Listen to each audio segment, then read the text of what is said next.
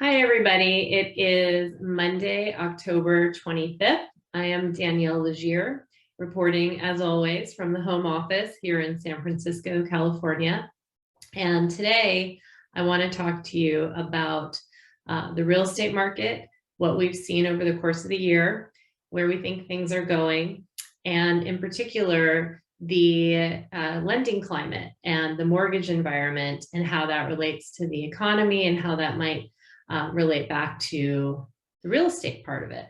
And I have my friend and trusted lending advisor, Noah Fierro, here from Loan Depot. And so he is going to whiz us with some interesting facts and some really cool tools that he has for buyers and sellers who are considering making moves in the San Francisco real estate market. So thank you for joining. That is what we're going to talk about today. So first, I'm going to go through some slides to show you kind of where we have been.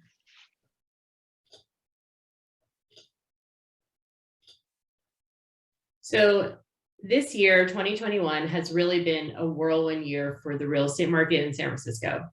March, April, and May saw historic numbers of accepted offers, with closed sales peaking in June. And that's what you can see in this chart here. And we have recovered from the pandemic slump and then some. At the lowest point during the pandemic, just 1,850 homes were sold citywide in the first 6 months of 2020. But then from March to August of 2021, over 4,200 homes were sold, which was actually the highest of any 6-month period on record. So that was, I think, pretty fascinating to do a 6-month comparison side by side. And we have seen, like, during the pandemic, everything got shut down. And then we had a towering level of pandemic driven supply in terms of inventory of listings. And it has been diminished as if it never existed in the first place. In other words, it's been absorbed by the market and buyers have bought those listings and they are no longer on the market. And so you can see that here in the pandemic driven surge of supply. For single families, it went from a 4.8 months of supply, which again, I've been doing this almost 20 years in San Francisco. We always have low supply. 4.8 months of supply in other markets, they would laugh at us for saying that that's high. That is not high nationally. But here it was high. And then it went back down this fall to 2.3 months, which is very, very low. And condos, similar. Condos were up at 10.3 months of supply. So that's, a lot higher than single family homes, a lot higher. And it is back down though to 3.7 months of supply. So all of that condo market got absorbed too.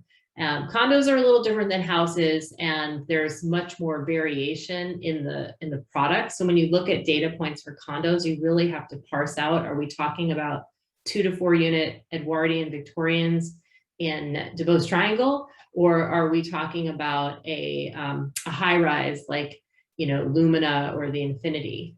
Very different products, and the numbers are going to be very different. And so now we're seeing homes selling faster than ever. In the last 6 months, single family homes accepted an offer in a median number of days of 11 days, which is historic low. That is the number of days it takes from when it goes on the market till an offer is accepted. And condos are down at a median of 18 days, which is only 3 days longer than the record for that, which was in 2017. So as you can see, the number of, as the supply dwindled, obviously the days on market also dwindled. That makes sense, right? So the whole market has been hot this year, but single family homes were definitely the biggest winner. Historically, single family homes have a price per square foot higher than, let me say this again, because this part confused me. Historically, the price per square foot for condos is higher in the city than it is for houses. Now that might surprise some of you because we think of houses as being worth more than condos. My guess on this is that in our geography in San Francisco, the single family home market incorporates much more of the outer lying neighborhoods, whereas the condos are really concentrated in the primo neighborhoods, the Pack Heights, the central core of the city, and the luxury downtown market. But that actually has shifted. And in 2021, that gap all but disappeared. The condo average price per square foot has hovered around $1,100 per foot since 2017.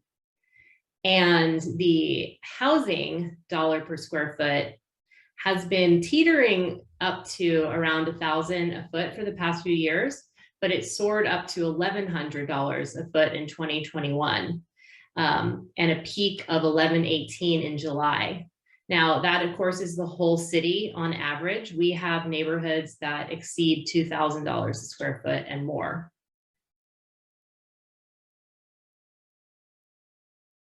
All right, so wrapping up with this, the tempo of the market has returned to quote unquote normal.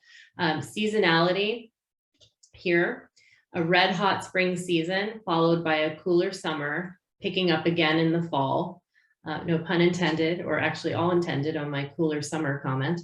The seller's market, the buyers had a bit of a reprieve when supply was peaking last year. Think about those earlier charts, but we are back in familiar, if not comfortable, arena for buyers, where sellers have the upper hand in many, but not all situations. The condo market, I'd say this time of year does offer some opportunities at the moment.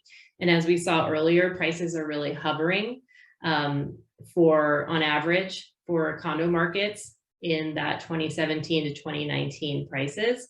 And that would be in particular for these larger buildings that were more heavily hit by pandemic related issues. All right, so multiple offers, the percent of properties that sold over the asking price, we are back to 70%. So we are back to an overwhelming majority being multiple offers. Now, what I would say in terms of where we're headed is that new listings and pending sales, they ticked up in September, which is the start of the fall selling season. It's kind of our one last hurrah before the market slows for the holidays. But our market does not stop for the holidays. SF real estate is definitely a year-round affair. We don't have the strong weather cycles, and most of our market movement, buyers and sellers, is more due to economics and personal lifestyle issues, job changes, relocations, things like that. So this is not a market that shuts down in the winter by any means, but you do see a slower pace of new inventory to the market. I actually really like early November and early December for property, and we tend to both list and sell a number of houses towards the end of the year. Okay, so what about next year? I can turn off my screen here. I think that the potential for higher interest rates, a lot of people are talking about that, and that could mean that 2022 is less crazy than 2021. However, in my experience, because we've been through this before, where we have record low interest rates and then everyone talks about them coming up and says that that's going to slow the market, unless there's a real spike in interest rates, and no, I'd be interested if you disagree on any of this later. But unless we see a real spike in interest rates, I don't see this affecting our particular market.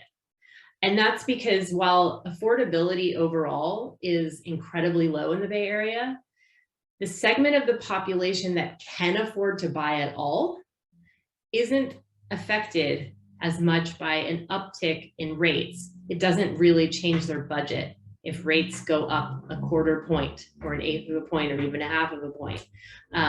So that's kind of how I would interpret the interest rates are rising and whether it will affect our market. And the plain fact of it is that 2020 was not a normal cycle, and 2021 was also not a normal cycle. Demand for durable goods and the desire for like home remains unusually high. People are still, anecdotally, I think emotionally, people are still very much in the what do I want to do with my life? Where do I want to live? How do I want to live? Phase of this pandemic hangover here. And we still have fewer events. We still have less socializing and just plain less to do. And so that we're seeing that result throughout the economy with our supply chain woes, including the very low housing inventory throughout the US. I network with top agents from around the country, and they've had to face SF market conditions this year for the first time in their careers, meaning low supply, high demand, multiple offers, things going over the asking price, non-contingent bids. And I'm kind of like, okay, and because we've been dealing with that for decades and we know how to handle it here. So that hopefully didn't bore all of you with all those slides. I'm not the best slide presenter, but I wanted to actually show you that what I was talking about was based on some reality. And now let's go into a conversation with Noah. So do you want to say hi? Yeah, hi everyone. Thanks for having me on. I'm Noah with Loan Depot. I'm sales manager. Been in the business for almost 17 years, which feels like a long time too. And yeah, ever since I've got into the business, you know, we've always had these kind of economic pressures with housing. Nothing's really changed that much.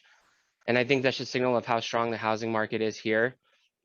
Other markets significantly more affected than ours. Tons of demand, very low inventory, very few housing units created every year. So people who, I think after the sort of pandemic hangover, everyone who wanted to live here really doubled down on if buying a home was something that they were interested to do, that they really doubled down on it. Yeah, I think that's true. And generally speaking, like what are you seeing for mortgages out there right now? Yeah, so I think it's a few trends kind of going into the end of the year here that we've been kind of monitoring over the last few months. And I just want to share a couple of things on that. So one positive, which means that we are moving forward. A lot of the mortgages that we're talking about here in the Bay Area are jumbo loans. A lot of jumbo lending got impacted very significantly adversely during the pandemic. So one of What the is good a things that's jumbo loan? jumbo loans. Okay, so currently their loan amounts for one unit condos, townhomes, single family homes, loan limits currently up to 822,000 and change. Starting at the beginning of the year, it'll be expected to be 937,000 and change. So it's going to get a pretty significant bump again because of how much appreciation there has been in the market. The government has decided to raise those loan limits.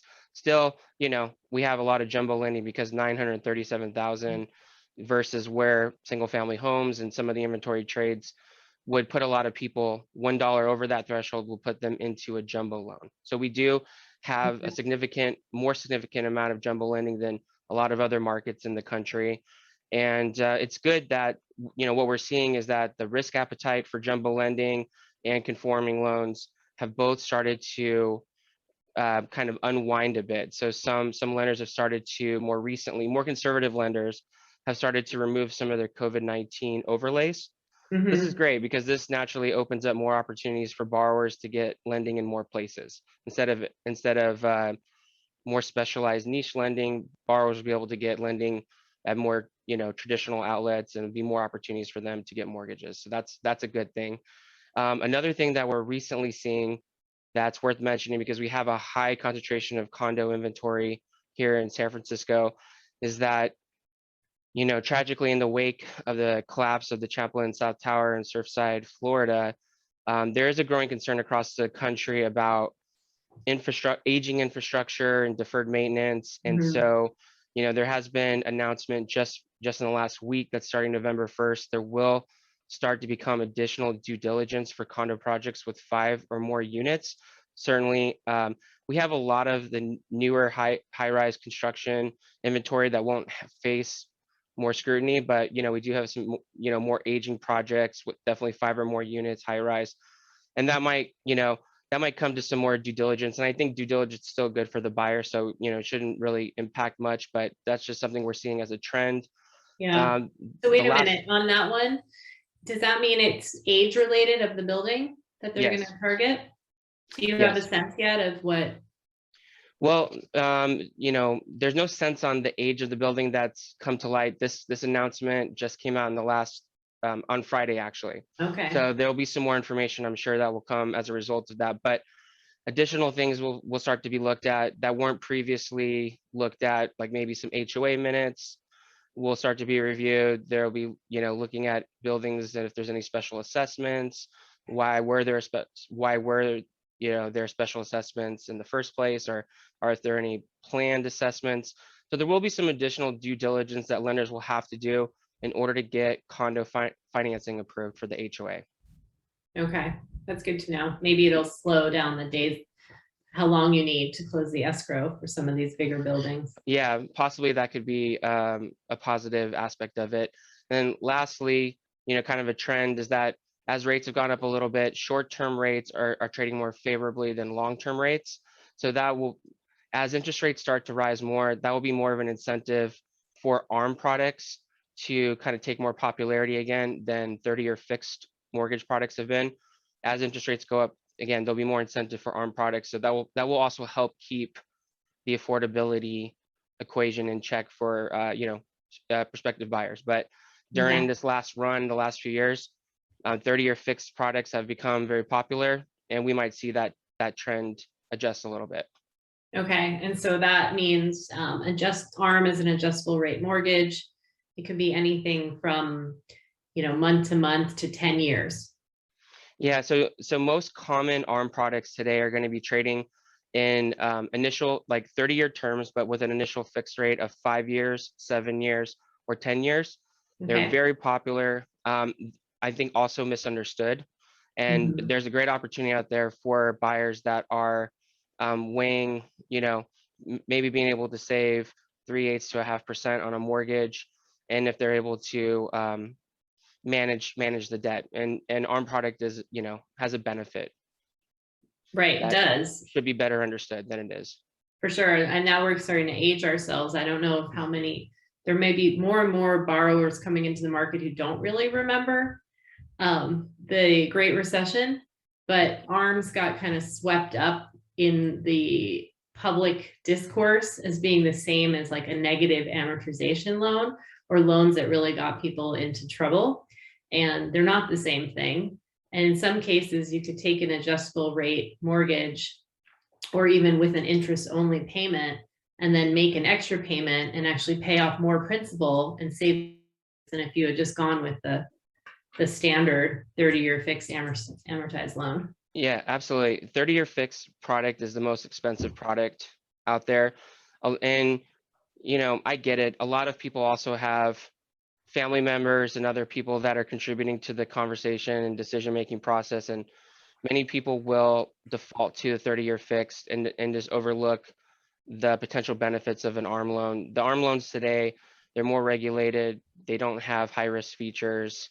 They're a very good option for somebody who's not planning on, living in a house for 30 years and never planning to look at maximizing cash flow and other types of benefits that can come with ARMs. They're a Okay. fantastic option for people to consider. So, but obviously we don't mind what kind of loan you get. We want you to get the loan that you want, Yeah. that you're comfortable with. But so tell me, we were chatting about this offline, but why is now a good time to buy?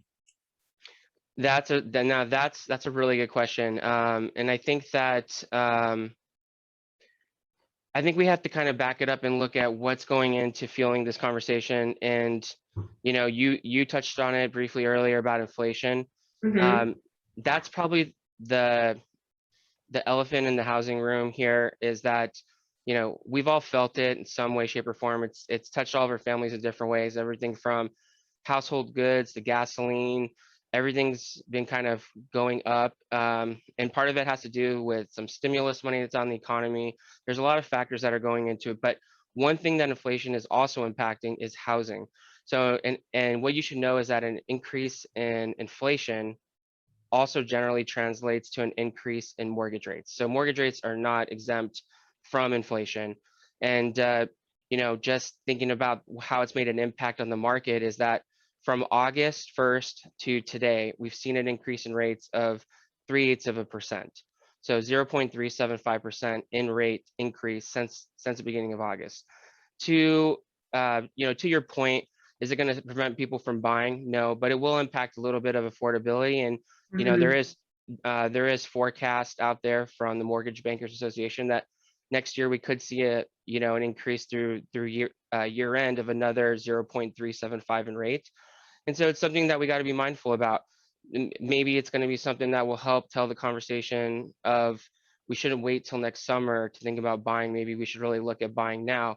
Kind of expanding on, inflation, why it's not going to really change. So the Federal Reserve Chair, Jerome Powell, he has, the market really weighs in on what he says about inflation. He's changed his stance as of last week on inflation from being transitory or temporary to Mhm. persistent. So that Right. means that we can expect that inflation is going to continue to run kind of hot. There's going to be, supply chain issues. The Fed is going to look to do something about this, but they only have two main tools. They can raise the federal funds rate, which they have over the last few years cut several times down to zero. This has made money cheaper to borrow and expand to create some activity in the economy, which it has done. And then the other thing is that the Fed makes asset purchases. They have been consistently buying $40 billion a month in mortgage bonds and $80 billion per month in treasuries. They just announced last week that they're going to begin tapering those purchases in December, but that they're not going to look to hike interest rates. It'll have some small impact on interest rates, but it'll slow the pace a bit.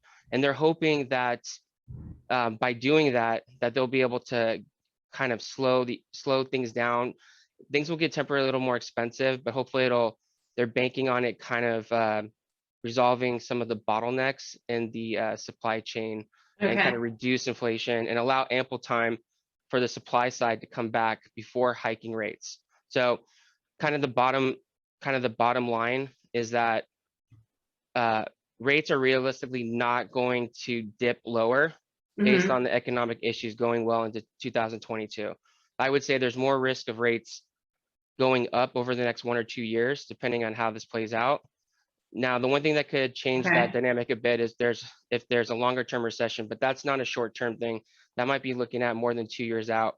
And that might have a small impact on interest rates, but theoretically, it's not going to impact appreciation. It's not going to impact other things. And so we would expect that that would not be advantageous to hold out for because of the dynamics that we have in the market and how things are Right. trading. Okay. That makes sense. So I Um, think, do you yeah, want well, to talk I about could that? expand. Yeah, I could expand a little bit more on that. So for me personally, as a certified mortgage planner, I like to take some of the speculation out of it and kind of try to drive into it more by the data. So when people might ask me or ask a real estate professional, why is now a good time to buy a home? Inflation's, yeah, it's something we're dealing with, but actually, we should take a look at, the data. So do you mind if Right. I Because share we my always screen? say yes, Yeah, right? we're always going to say yes, but I can, I feel like I have a pretty compelling way to show you and walk you through this from a data perspective that will make a little bit more sense and why you should really think, if buying a home is one of the things that you're interested in and that you want to learn more about, you should definitely get engaged and get kind of sink your teeth into this because we really can't show that there isn't an adverse cost or a cost of waiting. We can show you that there is a cost of waiting, and we can demonstrate that through data. So Right. is it And okay if then I you share my like to screen? let people make that decision for themselves, like, 100%. here, look at it and see what you think. 100%. If you look at this data and you still, make an assessment that, you think you should wait, that's by all means your choice. But from a data perspective and from trend line and everything that we can show you historically, that Right. doesn't map out. Right. And yeah, I mean, I would say that there's a lot of personal reasons that make it a good or a not good time to move forward. And those are really important to consider as well. But from just a money standpoint, historically, it has been true in the Bay Area that it is always a good time to buy a home as long as you're planning on staying put for a few years. So Yeah, go for it. absolutely. Okay, let me go ahead and share my screen here. Okay, so when we want to take a look at buying power. Okay, so if we were to take a look at if we use the baseline that interest rates were at 3% today, and we looked at a scenario that's not an uncommon scenario. I think it's a fairly good example to use. Is if somebody bought a $1.5 million house, they put 20% down, they're looking at a finance amount of $1.2 million. Okay, Mhm. if rates are at 3% today, and they continue to trend upward, where the MBA forecast is of 3.375, then that ends up being, for the same monthly payment, that ends up being a reduction in affordability in terms of the monthly payment on a mortgage of about $55,600 for the same monthly payment. So we know that the increase in rates will have an impact on maintaining the same payment. So in other words, buying a house today and getting a rate at 3, and or buying a $1.5 million property with a 3% rate, has the same monthly mortgage payment, that if in 6 to 12 months interest rates go up by 0.3%, it would be the same as buying a $1.43 million property with 20% down. That's just real math. That's just how the math would break out, in terms of forecasting. So if rates do go on this forecasted trend line, continue upward, again, they have moved about this amount since August 1st, that will impact some affordability. Will it prevent people from buying? No, but it does impact affordability. Okay, then we look at the buying versus renting. Okay, looking at the same scenario, we're going to look at so if we take a look at San Francisco County as a whole, I'm not taking into account neighborhoods or property type. I'm just taking a sample size of San Francisco County as a whole. San Francisco County as a whole has had like a 62-year historical year-over-year appreciation rate of 6.36%. If you take a 10-year look back, it's been a historical year-over-year appreciation of 7.31. It's amazing. And the 5-year look back has been 6.32. Okay, 6.32 has been the 5-year. The 62-year look back is 6.36. So if I just take a 62-year look back of San Francisco County as a whole at 6.36% historical rate, this is not, this is just a forecast of what somebody might be paying for rent for a single family house, maybe in San Francisco, is around this range. Buying a $1.5 million house, again, with 20% down, thinking about interest rates at 3, thinking about historical appreciation of 6.36, considering cost to sell in the future, there is a significant opportunity here to generate wealth. And this is an important thing about why we wouldn't want people to sit on the sidelines that want to buy a house, is that there's real opportunity here to generate wealth for your family by buying a home, because we have the strong characteristics that we do Mhm. of the type of market that we have. So even if, I think we were saying earlier, if you're planning on staying here for a few years, there's a real call to action for why you would want to consider to maybe get involved in buying a home and investing in that, because there's a real investment opportunity. I'm going to be sharing these slides, and so that you'll have this kind of information to take away and look, because there's a lot of data on these slides that are maybe not easy to see, but this is really important consideration, and why I try to not just say it's a good time to buy, but actually look into, what does that actually look like when you pencil out. If you don't buy, then we would say that there's a cost of waiting. So if I take this exact same scenario again, and I expand it a bit using the 6.36 62-year historical year-over-year appreciation, this will really, for me, kind of help tell the story in a way that's data oriented. Because if we look at your sample purchase today, Mhm. and you wait till the summer to look at buying, that could effectively be a 3% appreciation over the next 6 months, which means that house you were looking at buying that could have maybe sold for 1.5 today might now be 1,546,000 in 6 months. And if we kind of map that out, In a year, we're talking, almost $100,000, which is a significant amount of money. Most people have a hard time keeping up with the run rate of the appreciation in terms of their savings. So getting into buying as soon as possible really is a good strategy if you would like to take advantage of the historical year-over-year appreciation that we've enjoyed. And when we look at this again, waiting 6 months, a year, 1.5 years, 2 years, it does represent a real cost, not only in terms of um, loss of the amortization, because you're paying rent today versus forcing principal, or sorry, forcing equity into your property when you own, and then there's also a loss of property appreciation. So you got two forces working against you, which add to the cost of waiting. So those slides for me are really important, because what we want to do is we want to arm you with the data so that you can make an informed decision about whether or not this is good for you or not. But from a financial standpoint, it has been very good for people who have got into homeownership as soon as they were able to, and they've benefited greatly from being able to hold on to that real estate.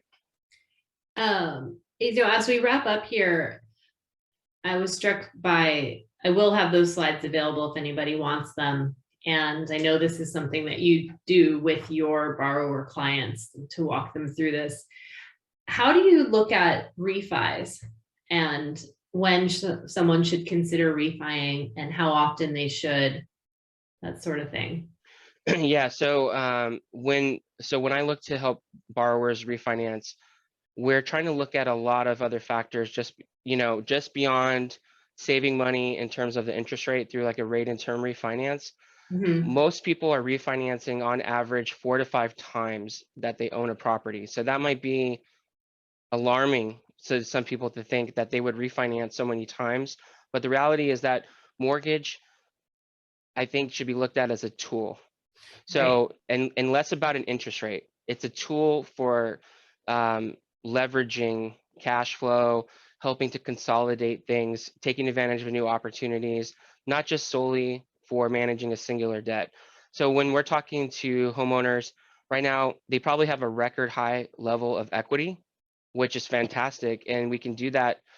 We can do many things with that. So we might talk to homeowners about maybe it is paying off their loan faster, restructuring it into some other way, or we're talking to them. Actually, we're talking to a lot of people now about debt consolidation and being able to maybe move $50,000 in personal consumer debt at 17 and 18% and putting it into 3.5 or whatever it is.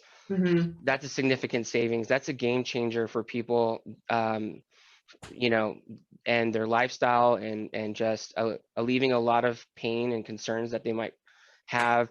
Maybe they took on debt over the pandemic. There's a lot of benefit and things we can do by capitalizing on equity that people have been fortunate to earn over these last few years, and doing something with it. That